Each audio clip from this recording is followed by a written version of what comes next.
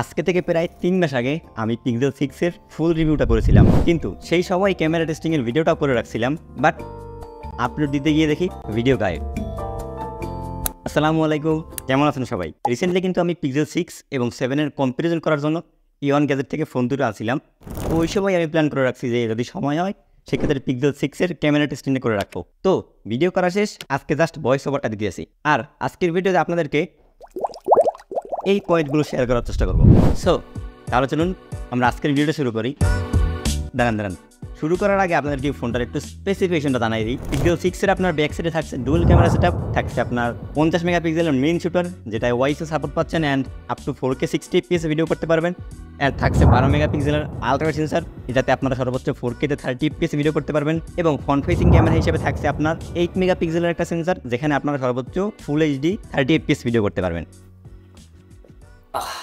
আচ্ছা, পিক্সেল 6 এর যে আপনার 50 মেগাপিক্সেলের মেইন সেন্সর আছে, সো এইটার ভিডিও কোয়ালিটিটা কেমন সেইটা হয়তো আপনারা স্ক্রিনে একটু দেখতে পাচ্ছেন।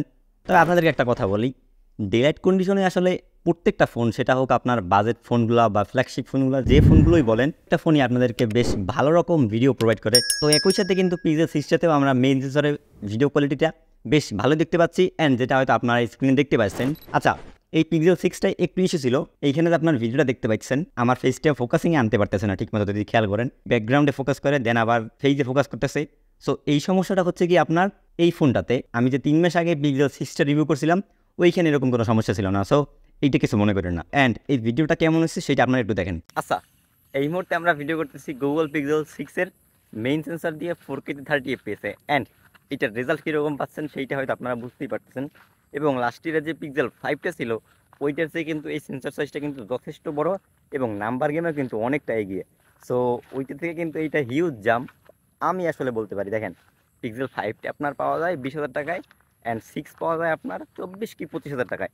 সো এই রেঞ্জে যদি আপনি এই 3-4 হাজার টাকা যদি এক্সট্রা দিয়ে যদি এই পিক্সেল 6টা কেনেন সেক্ষেত্রে আমার মতে অনেকটাই বেটার হবে। সো মোটামুটি বুঝতে পারলেন, বাট আপনাদেরকে যে বললাম ডে লাইট কন্ডিশনে কিন্তু প্রত্যেকটা ফোনই ভালো ভিডিও প্রোভাইড করে, বাট আপনারা যদি একটু বিকেলের টাইমে বা লো লাইটে ভিডিও করেন সেই ক্ষেত্রে কেমন হবে? হ্যাঁ, এখন যে স্ক্রিনের ভিডিওটা দেখতে পাচ্ছেন এইটা হচ্ছে কি আপনার আসরের নামাজের পর আমাদের এলাকার বাজারে ভিডিওটা করা। এইখানের পরিবেশে ভিডিও কোয়ালিটিটা কেমন হচ্ছে সেইটা আপনারা একটু আইডিয়া করেন। এবং লো লাইটের যে ভিডিওগ্রাফিটা সেইটা পিক্সেলে কিছুটা হলেও বেটার আছে। আমার যে S20F এইটা লো লাইটের ভিডিওগ্রাফিটা তেমন একটা সুবিধার না। তো সেক্ষেত্রে বলাই যায় মোটামুটি ফোনটার মেইন সেন্সরের ভিডিওটা ঠিকঠাক আছে, নট বেস্ট, বাট ফোনটাতে কিন্তু আপনারা 12 মেগাপিক্সেলের আলট্রা সেন্সরটাও পাচ্ছেন। আচ্ছা, আপনাদেরকে আলট্রা সেন্সরের একটু ভিডিও দেখাচ্ছি। সো ডে লাইট কন্ডিশনে 12 মেগাপিক্সেলের আলট্রা সেন্সর এবং 50 মেগাপিক্সেলের মেইন সেন্সরে ডিফারেন্স পাবেন না বললেই মোটামুটি চলা যায়। বাট আলট্রা সেন্সর যদি আপনারা এমনিতে দেখেন সেক্ষেত্রে কিন্তু যথেষ্টই ভালো, কেননা দেখেন এই বাজেট সেগমেন্টে যে আপনার নতুন ফোনগুলো পাওয়া যায় ওই ফোনগুলোতে আপনার দেখবেন 5 মেগাপিক্সেল বা 8 মেগাপিক্সেলের একটা আলট্রা সেন্সর,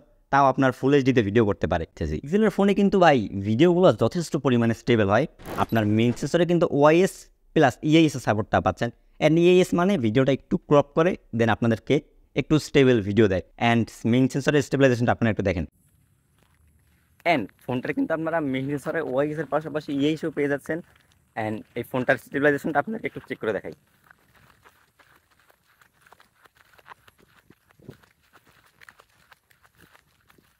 সো এটা হচ্ছে ফোনটার মেইন ক্যামেরা এবং 12 মেগাপিক্সেলের আলট্রা সেন্সরের স্টেবিলাইজেশনটা যথেষ্ট ভালো, কিন্তু ভিডিওটায় দেখতে পাচ্ছেন যে আপনার গাছগুলো আছে ওইখানে কালার শিফটিংয়ের একটা সমস্যা আছে।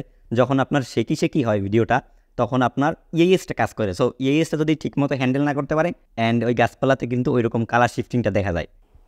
এবং মেগাপিক্সেলের যে ফ্রন্ট ফেসিং ক্যামেরাটা আছে সেইটা একেবারে decent as a flagship phone Pixel 6 2021 সালের নট দ্য বেস্ট, বাট পিক্সেলের প্রত্যেকটা ফোনই ফ্রন্ট ক্যামেরাতে ভাই ঝামেলা।